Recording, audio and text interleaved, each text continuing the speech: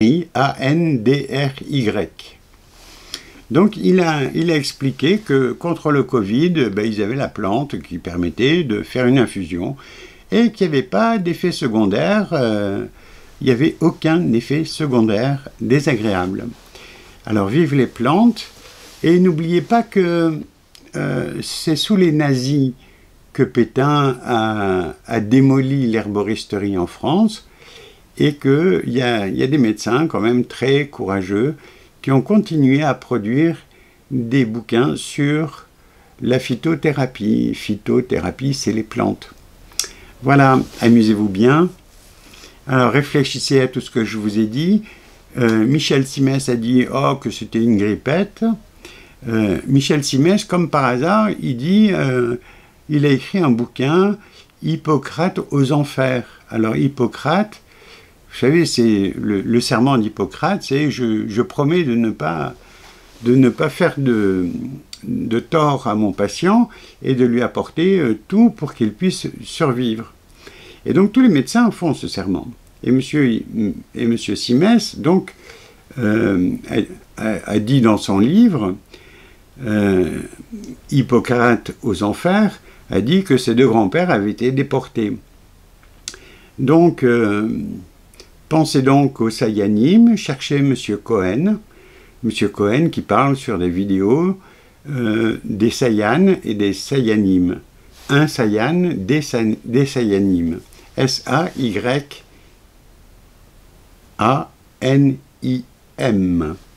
Sayanim.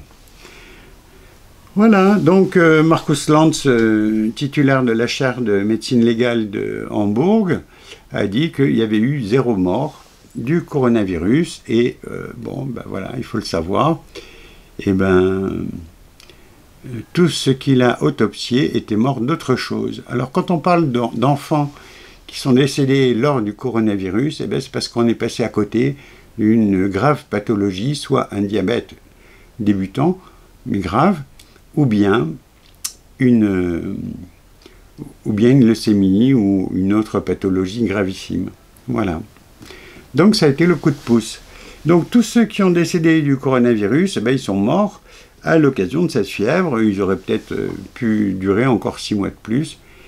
Mais donc ce qu'il faut savoir, en globalité, il faut avoir à la maison de l'écorce de quinquina que vous demandez à votre herboriste. Il faut avoir de l'artémisia à noix.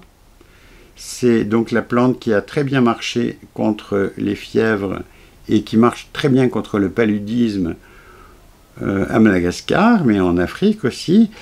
Et les Africains ont Artemisia afra. Et nous, en France, on a Artemisia vulgaris. Alors, moi, j'ai acheté Artemisia vulgaris parce que je suis européen, je vis dans un climat européen, et donc j'ai la plante locale. Je pense qu'il faut toujours privilégier le local. Mais ça, c'est mon point de vue personnel. Vous prenez Artemisia à noix, vous pouvez en semer dans votre jardin, mais tous les ans, vous serez obligé d'en ressemer. Alors que si vous prenez un buisson comme Artemisia afra, il suffit de casser une branche tous les 2 jours et de se faire une tisane. Comme ça, ça prévient le paludisme, mais ça le guérit également.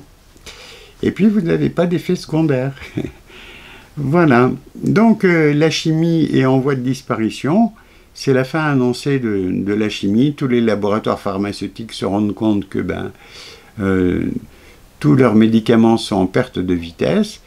Et donc, il y a l'extrait de pépins de pamplemousse qui permet de faire un antibiotique naturel très facile qu'on trouve dans les magasins bio, par exemple, mais peut-être aussi chez certains pharmaciens qui ont une fibre écologique. Voilà.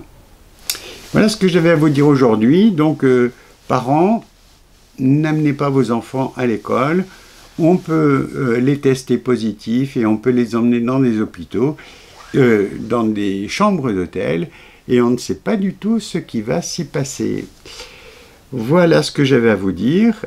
Et messieurs les policiers, pensez plutôt que d'embêter la population qui a envie de circuler en France, qui a envie de déloger le gouvernement, eh bien pensez plutôt que vos enfants sont en danger, notamment par l'Alliance Vaccin, et je rappelle que j'ai accusé formellement 2 députés de la République En Marche du Var, Cécile Muscotti et Émilie Guérel, d'avoir fait en sorte que la loi des 11 vaccins puisse passer, parce que ce sont des poisons violents qui, s'ils ne tuent pas l'enfant qui recevra ces vaccins, l'invalidera de manière permanente.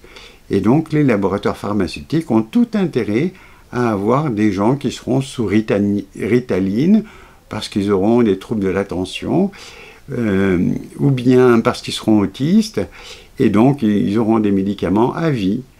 Voilà ce que nous fabrique Big Pharma, et donc, ma foi, supprimez tous les vaccins, et revenez aux plantes, plantez, semez, plantez, et je pense à l'estragon, c'est très bon pour la santé. S'il y a une deuxième vague, vous verrez que c'est Artemisia draconculus, donc l'estragon, qui vous sauvera certainement la mise, puisque ce sera l'époque de la plante. Voilà, mesdames et messieurs, je vous remercie de votre attention.